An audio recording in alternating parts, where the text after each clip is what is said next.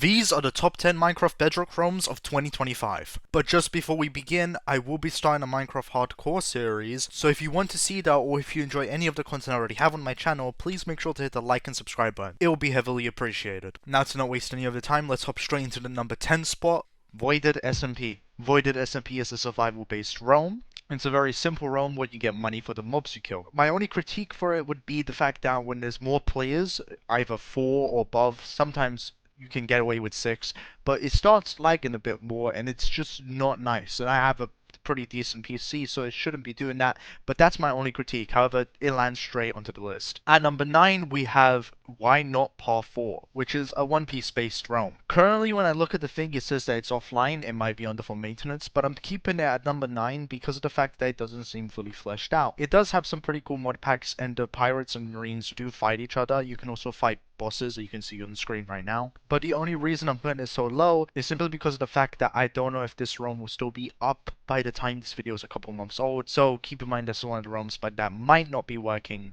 by the time you watch this video. EMI at number 8 is also the same case as the previous realm, and the only two that I have this concern with. I don't know if this realm will be up in the next few months, however it might just be under maintenance. It does seem like a very thought out realm, and there's a lot to it. Of course it's a little bit buggy like all realms, but it's a very fleshed out realm for the most part. The reason I think it might go down is not for any particular reason, but it is currently offline, and I don't know if that's because of maintenance or because it's just not being funded enough. Peril Survival is the next spot on the list at number 7. Peril Survival is another survival SMP, but this one's much more optimized. I will say I don't like the money system too much, or I should say the credit system, as it's mostly based around farming and doesn't really have too much depth to it.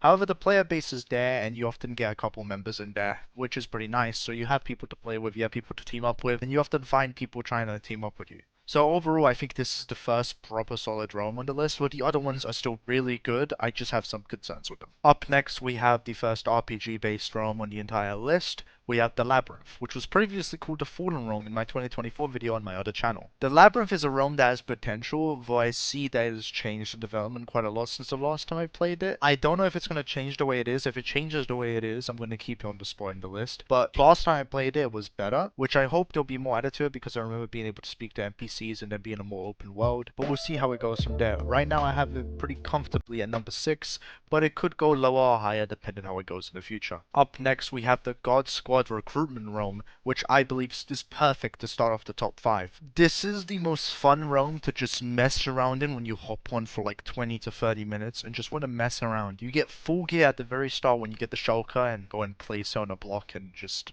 use it, because it has all OP gear. It has a very built out spawn. It looks amazing. You can tell they put quite a bit of effort into it, and you can also get recruited for the God Squad team.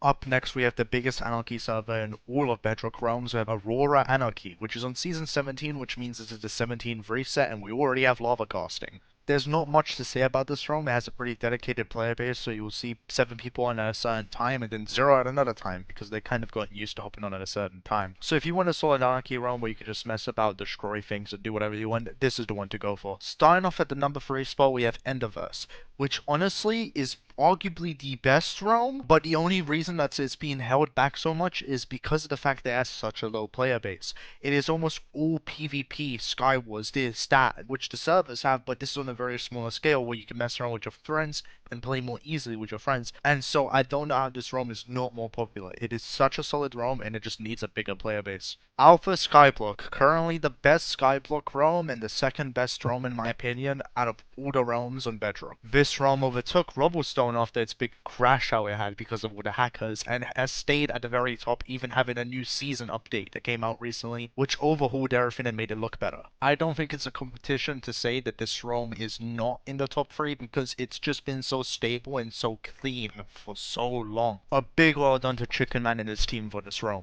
On to number 1, which is undisputably, I believe, the best realm in terms of features, mods, and everything. MTA, Mine Theft Auto, which is a GTA-based Minecraft realm. This realm has recently had a re-release for the 3rd time, honestly, which is kind of funny, but it has been at the top of every single one of my realm videos on this channel and the previous one I recently moved away from. And I'm still going to keep MTA at the top for another video, because this realm is just that good. Massive thanks to the Hide Network team for this realm, because it is just fleshed out in every single way possible that I thought a realm could be. Thanks for watching. Bye.